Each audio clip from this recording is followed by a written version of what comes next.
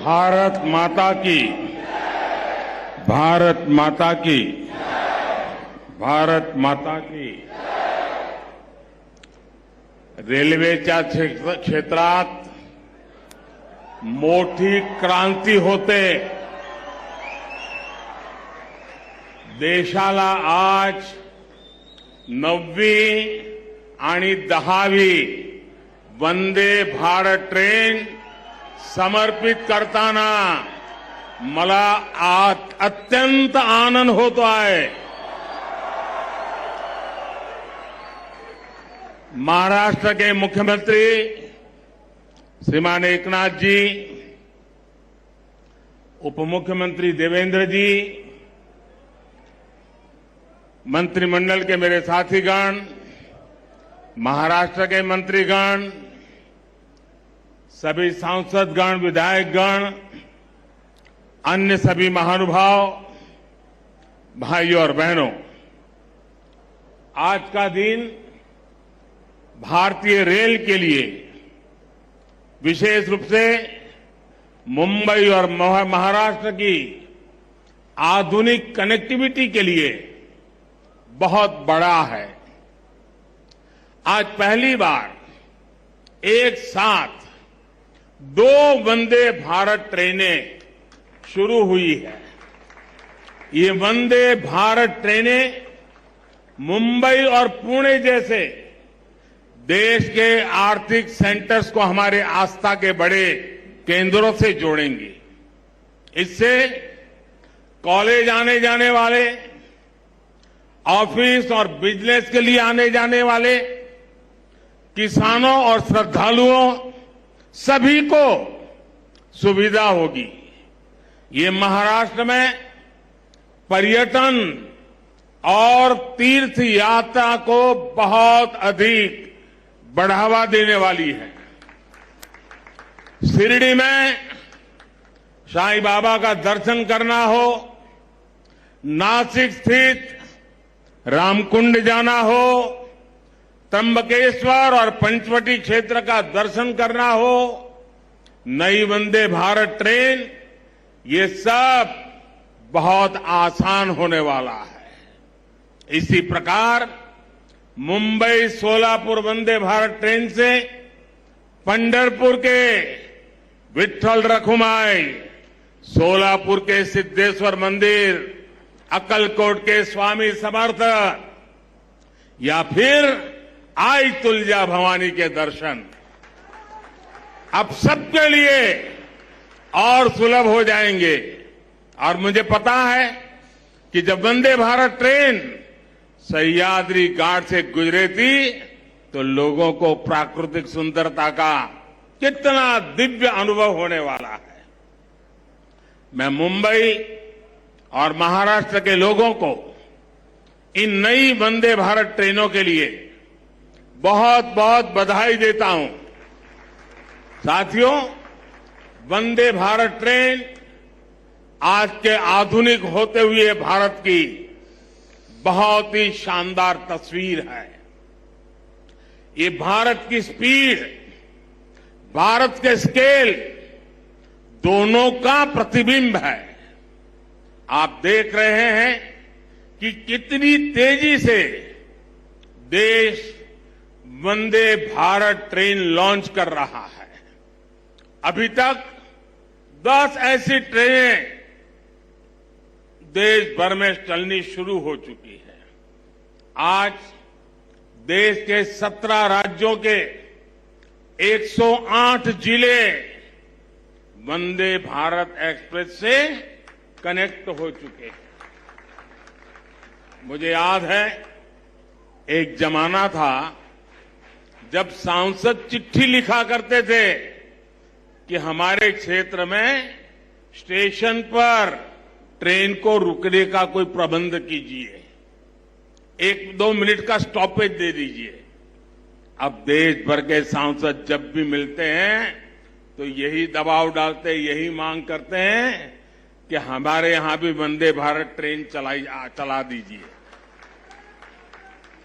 एक क्रेज है आज वंदे भारत ट्रेनों का. साथियों, मुझे खुशी है कि आज मुंबई के लोगों का जीवन आसान बनाने वाले प्रोजेक्ट भी यहां शुरू हुए हैं। आज जिस एलिवेटेड कॉरिडोर का लोकार्पण हुआ है वो मुंबई में ईस्ट वेस्ट कनेक्टिविटी की जरूरत को पूरा करेगा। मुंबई के लोगों को बहुत दिन से इसका इंतजार था। इस कॉरिडोर से हर रोज 2 लाख से ज्यादा गाड़ियां गुजर पाएगी और लोगों का समय भी बचेगा। अब ईस्टर्न और वेस्टर्न सबर्बन इलाकों की कनेक्टिविटी इसके कारण बेहतर हो गई है। कुरार अंडरपास भी अपने आप में बहुत अहम है। मैं मुंबईकरों को इन परियोजनाओं के पूरा होने पर विशेष बधाई दूंगा। साथियों, 21वीं सदी के भारत को बहुत तेजी से अपने पब्लिक ट्रांसपोर्ट सिस्टम को सुधारना ही होगा।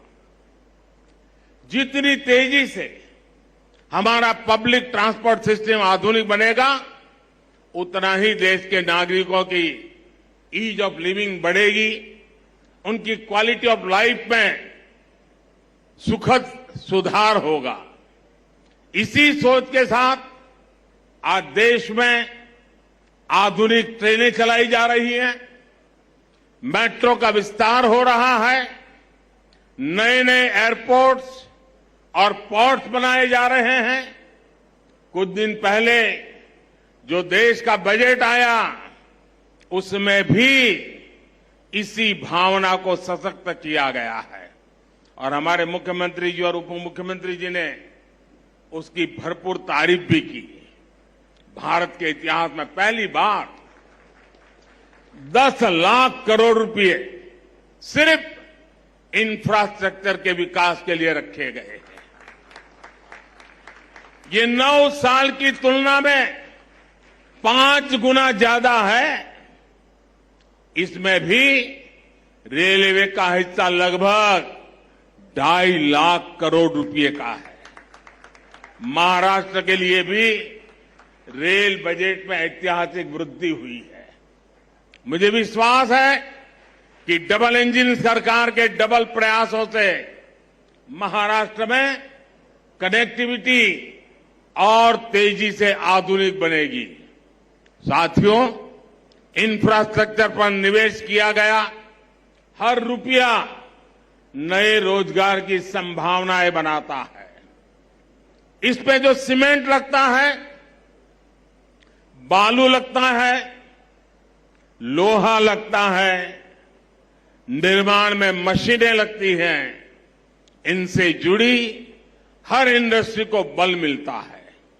इससे बिजनेस करने वाले मिडिल क्लास को भी लाभ होता है, गरीब को रोजगार मिलता है। इससे इंजीनियरों को रोजगार मिलता है, श्रमिकों को रोजगार मिलता है। यानी इंफ्रास्ट्रक्चर जब बनता है तब भी सबकी कमाई होती है और जब तैयार होता है तो वो नए उद्योगों, नए बिजनेस के रास्ते खोलता है। भाइयों और बहनों, इस बार के बजट में मध्यम वर्ग को कैसे मजबूती दी गई है, इस बारे में मैं मुंबई के लोगों को विशेष तौर पर बताना चाहता हूं। चाहे सैलरीड क्लास हो या व्यापार कारोबार से कमाने वाला मध्यम वर्ग, दोनों को इस बजट ने खुश किया है। आप देखिए 2014 से पहले तक क्या हाल था। जो भी व्यक्ति साल में 2 लाख रुपए ज्यादा कमाता था उस पर टैक्स लग जाता था। भाजपा सरकार ने पहले 5 लाख रुपए तक की कमाई पर टैक्स में छूट दी और इस बजट में इसे 7 लाख रुपए तक पहुंचा दिया। आज जिस कमाई पर मिडिल क्लास परिवार का टैक्स 0 है, उस पर यूपीए सरकार 20% टैक्स लेती थी।